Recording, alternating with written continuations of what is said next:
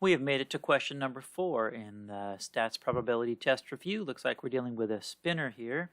Assuming all spaces are equal, that means there is the same probability of landing on each of these 8 spaces. Use the spinner to answer the following questions. Now the first thing I'll notice on a spinner class is how many possible outcomes do we have? We got 1, 2, 3, 4, 5, 6, 7, 8. So I've got 8 possible outcomes. That will help me as I work through my probabilities.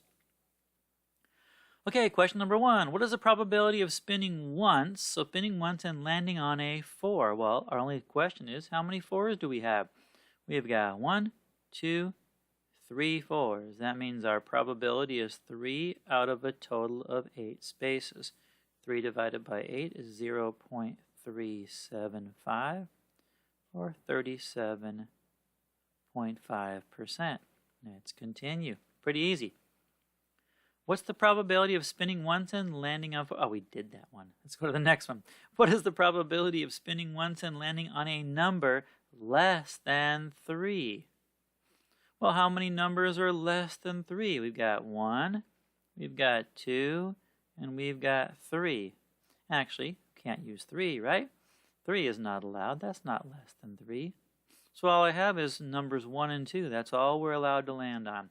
Let's count all of our 1s and 2s. We got 1, 2, 3. So again, we've got 3 possible spaces that make us happy over a total of 8 spaces. And you got to believe that's the same decimal and the same percent. Easy peasy.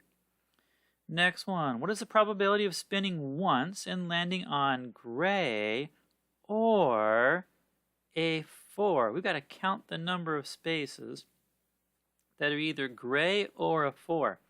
There's an easy way and a hard way.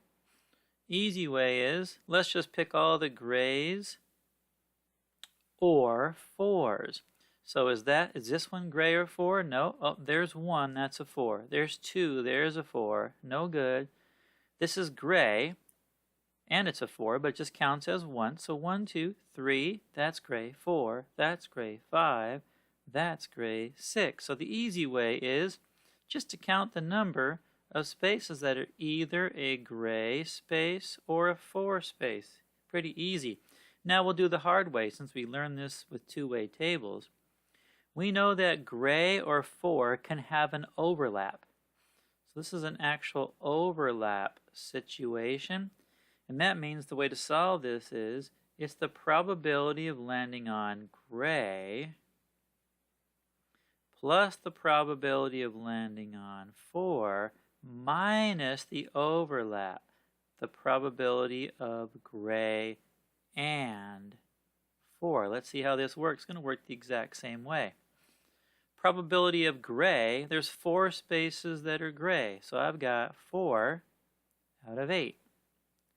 Probability of landing on a 4, there's 1, 2, 3, 4s. So 3 out of 8. I add that. Now I have to get rid of my overlaps. How many spaces are gray and 4? There's only 1 right here. I want to get rid of that overlap because I've counted it twice. So I have to get rid of one of those double counts. And now you'll see you're going to have the same answer, 6 divided by 8. So easy way, hard way. 6 divided by 8 is going to be 0.75, which is 75% chance of landing on gray or a 4.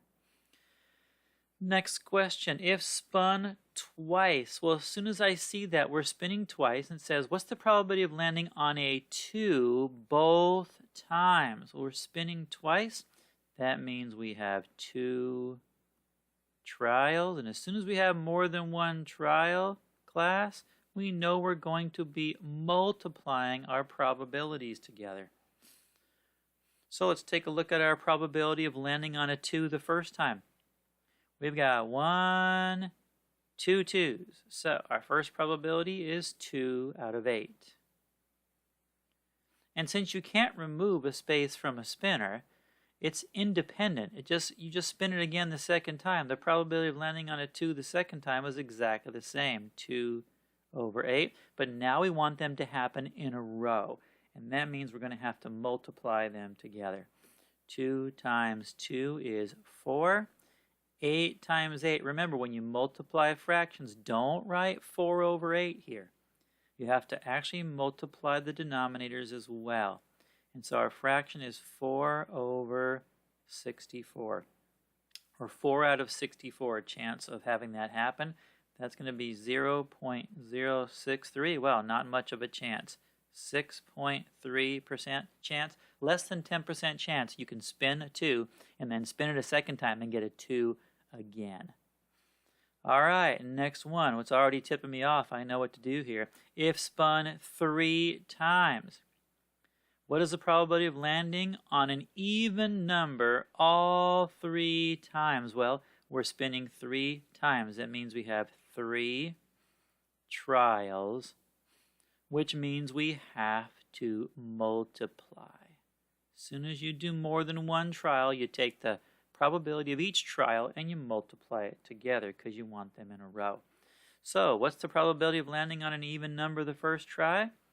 2 is even, 4 is even, 4 is even. So 1, 2, 3. There's an even number.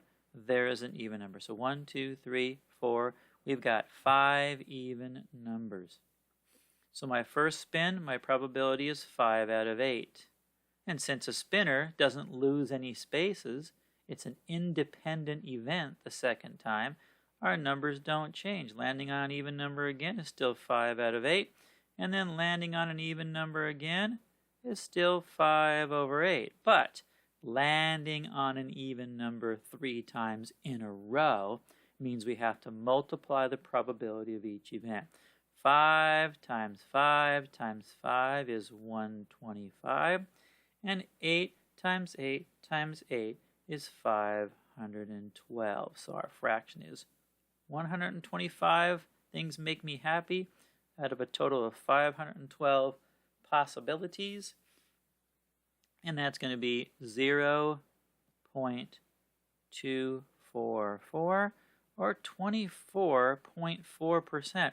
Now that's a pretty high probability, but the reason why is more than half of the spaces in the spinner are going to make us happy because more than half, 5 out of 8, are even. And that's why our probability is actually about 1 in 4, about a 1 in 4 chance of that actually happening. Okay, last answer.